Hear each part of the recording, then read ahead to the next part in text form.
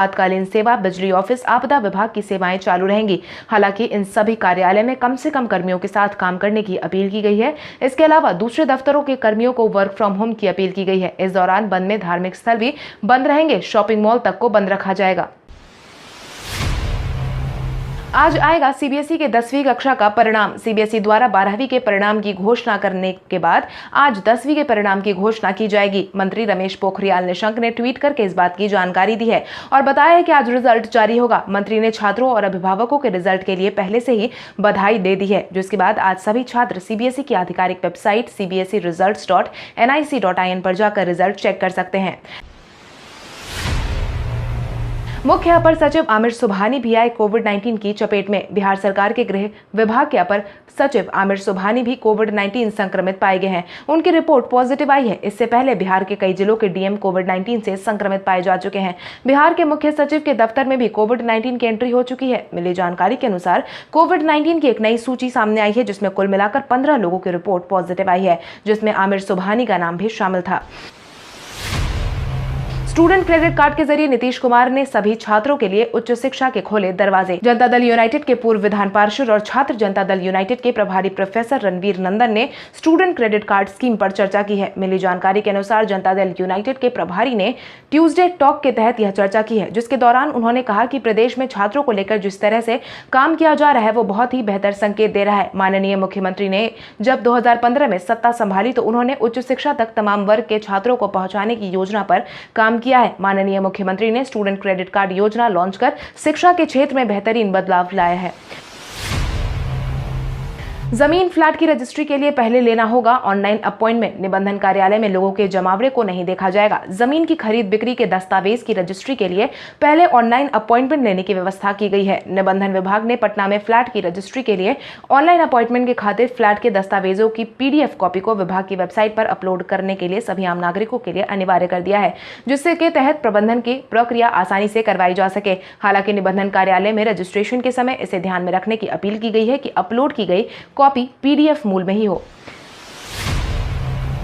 3 तटबंध के टूटने से उत्तर बिहार आया बाढ़ की चपेट में। नेपाल और उत्तर बिहार में लगातार हो रहे बारिश के कारण कई नदियां लाल निशान के ऊपर बह रही हैं और तटबंध टूटने से बाढ़ ने कई गांवों को अपनी चपेट में ले लिया है। मधुबनी जिले में एक और पूर्वी चंपारण में 2 तटबंध टूट गए हैं। बांध टूटने से आसपास के निचले इलाके में पानी घुस चुका है। कई दर्जन गाँव पानी से घिर गए हैं। बगहा में लक्ष्मीपुर रामपुरवा पंचायत के झंडूटोला स्थित SSB कैंप में 4 फुट पानी भर गया है। इसके अलावा 4 गांव भी जलमग्न हो चुके हैं। सीतामढ़ी में चौरौथ, पुपरी, सुरसंड, सोनबरसा, परिहार समेत कई गांव में पानी फैल गया है।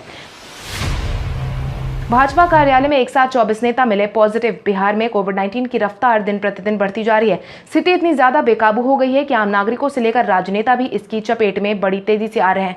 मिली जानकारी के अनुसार बिहार भाजपा के 24 नेता कोविड-19 पॉजिटिव पाए गए हैं, जिसमें महामंत्री नागेश, प्रदेश महामंत्री दिनेश कुमार, प्रदेश उपाध्यक्ष राजेश वर्मा, राधा मोहन शर्मा समेत भाजपा के कई सीनियर नेता का नाम शामिल है। आपकी जानकारी के लिए आपको बता दें, कुल मिलाकर 110 सैंपल लिए गए थे, जिसमें से 24 भाजपा कार्यकर्ताओं की रिपोर्ट पॉजिटिव आई है, जिसकी पुष्टि संजय जायसवाल ने की है।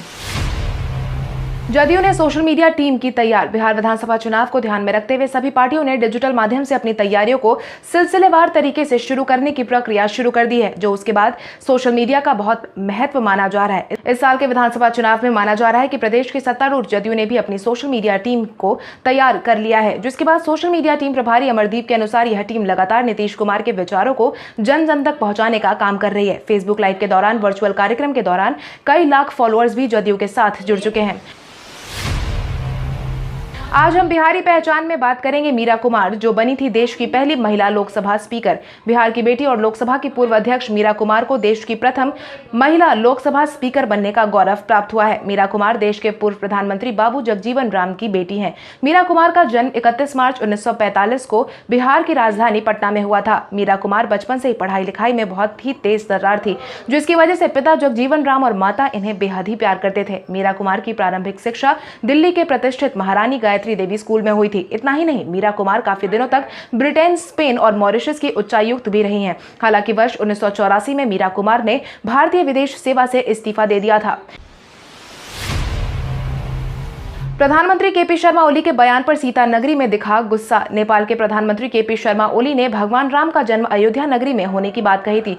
भारत में लोगों का गुस्सा जिसके बाद बढ़ता ही जा रहा है। कश्मीर से लेकर कन्याकुमारी तक उनके इस बयान की आलोचना हो रही है। नेपाल सीमा से सटे माता सीता की नगरी सीतामढ़ी में खूब आलोचना हो रही है, जिसके बाद नेपाली प्रधानमंत्री के खिलाफ सभी लोगों ने आवाज उठाना शुरू कर दिया है। लोगों का कहना है कि नेपाल के प्रधानमंत्री ने जिस तरीके से बयान दिया है उससे यह साबित होता है कि उनका मानसिक संतुलन बिगड़ चुका है। माता सीता के जन्मस्थली कहे जाने वाले शहर सीतामढ़ी के पुनरुद्धार के लोगों में भी नेपाल के पीएम के बयान पर भारी गुस्सा देखने को मिल रहा है। बिहार कांग्रेस चुनाव अभियान समिति ने सभी जिलों के लिए पर्यवेक्षक किया नियुक्त। बिहार विधानसभा चुनाव को ध्यान में रखते हुए पहले कांग्रेस संगठन को मजबूत करने में जुटी हुई है। अभी हाल ही में कांग्रेस चुनाव मुहिम समिति की तरफ से सभी जिलों में पर्यवेक्षक की तैनाती कर दी गई है। बिहार कांग्रेस चुनाव मुहिम समिति के अध्यक्ष अखिलेश प्रसाद सिंह ने सभी जिलों के लिए कांग्रेस नेताओं को बतौर पर्यवेक्षक मनोनीत कर दिया है, जिसकी जानकारी भी उन्होंने खुद साझा की है। सुशांत के जाने के 1 महीने बाद उनकी याद में अंकिता ने डाला पोस्ट। सुशांत सिंह राजपूत के जाने से ठीक 1 महीने बाद उनकी पिछली गर्लफ्रेंड रह चुकी अंकिता लोखंडे ने बीते दिन सोशल मीडिया पर दिए की फोटो को शेयर किया है। सुशांत सिंह राजपूत के जाने के बाद अंकिता काफी ज्यादा परेशान रह रही थी। उन्होंने सुशांत के जाने के बाद से अपने सोशल मीडिया पर एक भी पोस्ट शेयर नहीं किया था। 1 महीने से अंकिता किसी भी सोशल मीडिया साइट पर एक्टिव नहीं थी, जिसके बाद अब जाकर के उन्होंने दिए की तस्वीर को शेयर किया है। उसमें उन्होंने कैप्शन में लिखा है, भगवान का बच्चा।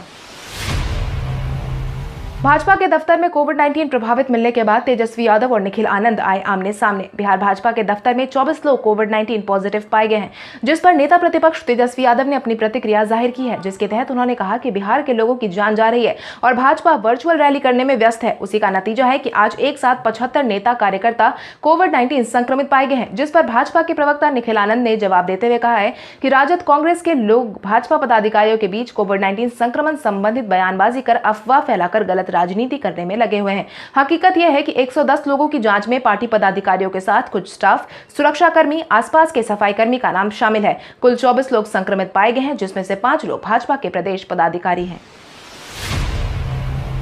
बिहार के 12 जिलों में मौसम विभाग में आंधी तूफान के साथ बारिश की जताई गई संभावना। बिहार में अगले 2 दिनों तक मौसम का मिजाज काफी खराब रहने वाला है।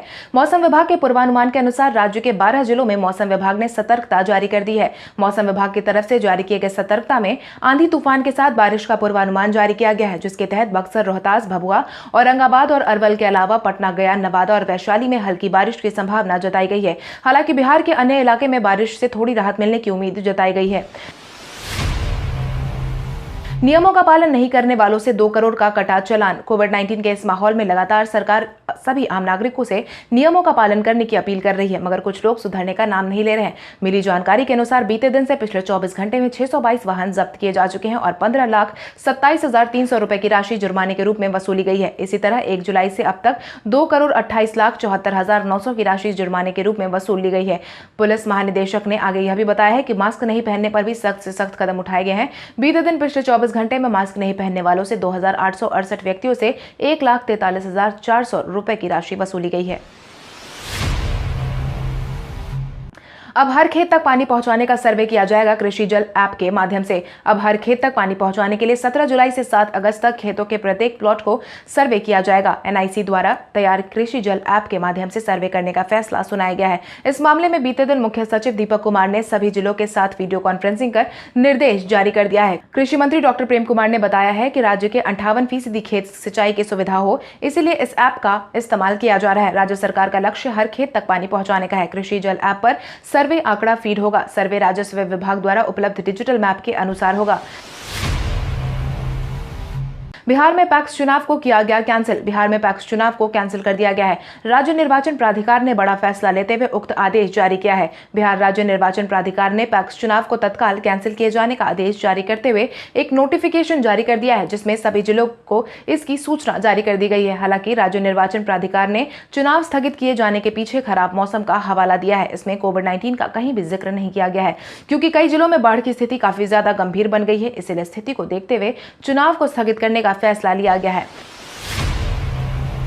मुख्यमंत्री नीतीश कुमार के निर्देश पर राज्य में पौधारोपण का काम लगातार है जारी। मुख्यमंत्री नीतीश कुमार के निर्देश पर राज्य में जल जीवन हरियाली मुहिम के तहत पौधारोपण का काम जारी है, जिसके तहत राज्य में बंद के बावजूद जीविका दीदियों की तरफ से पौधे लगाने का काम शुरू करवा दिया गया है। यदि ऐसा होता है तो इलाके में फलदार वृक्ष पौधे लगाने का काम जोर शोर से किया जाएगा। इनको 1 करोड़ वृक्ष लगाने का लक्ष्य दिया गया है। आपकी जानकारी के लिए आपको बता दें, राज्य सरकार के आह्वान पर 9 अगस्त यानी कि पृथ्वी दिवस तक लगभग 2.51 करोड़ पौधे लगाने का लक्ष्य तय किया गया है, जिसके परिणाम स्वरूप 75 लाख गड्ढे खोद दिए गए हैं।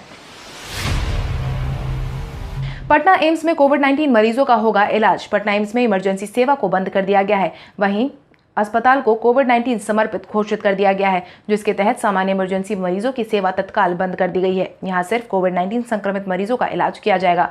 इसके लिए बैनर भी लगा दिया गया है। पटना एम्स के निदेशक डॉक्टर प्रभात कुमार सिंह ने भी इस बाबत अपना बयान जारी करते हुए बताया कि एम्स में बड़े पैमाने पर सामान्य इमरजेंसी और कोविड-19 संक्रमित मरीज पहुंच रहे हैं, जिससे सभी मरीजों के साथ न्याय करना संभव नहीं हो पाएगा। ऐसे में अस्पताल प्रशासन की ओर से कोविड-19 मरीजों पर ही फोकस करने का निर्णय लिया गया है।